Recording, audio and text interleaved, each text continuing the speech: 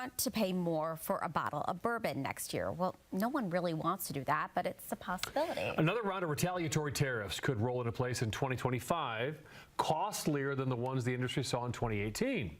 Wave News reporter Lena Noakes joins us now with more on the possible widespread impact. Well, tariffs are essentially just another word for taxes on the global stage. And just like any tax, it's often passed down to the consumer. But with a commodity unique only to Kentucky, another tariff on bourbon could lead to even more consequences for the local economy. Kentucky bourbon has been a pawn in a trade war since 2018 with a 25% tariff on bourbon exports. We had hoped that that would be a short-term speed bump for Kentucky bourbon.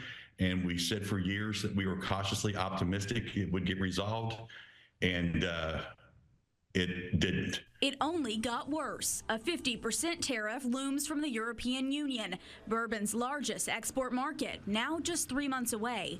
Double the impact and double the consequences. We're caught up in trade wars that have nothing to do with whiskey.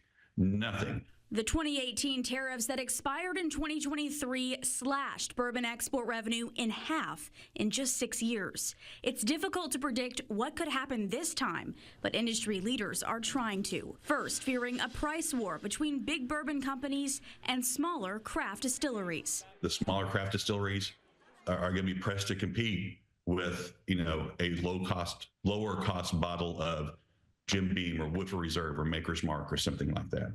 And that's my fear, that you're going to see a lot of the craft distilleries suffer and, heaven forbid, shut down. That could have the biggest impact right here in Louisville. The new distilleries in town, all the new growth on Whiskey Row,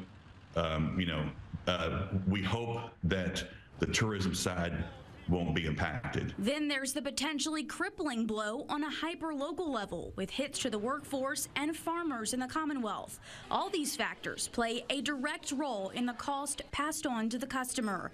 But some of those customers don't feel it will drive them away. Then maybe I'll drink, one bottle less or get a slightly smaller bottle.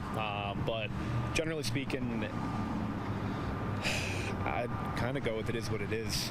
You're going to have to adapt. But for an industry that has targeted growth in the global market, it's the customer base outside of the U.S. that worries them most. The 50% one would just slam the door on that growth. And the great fear is, a lot of the gains we've made overseas in the past 15 years would be lost. Now, industry leaders have been in communication with the incoming administration in D.C. about their concerns. They say Kentucky's delegation understands their fears, but there is a concern about whether a new presidency can stave off tariffs just after getting sworn in. Lena Noakes, Wave News. All right, thank you so much, Lena.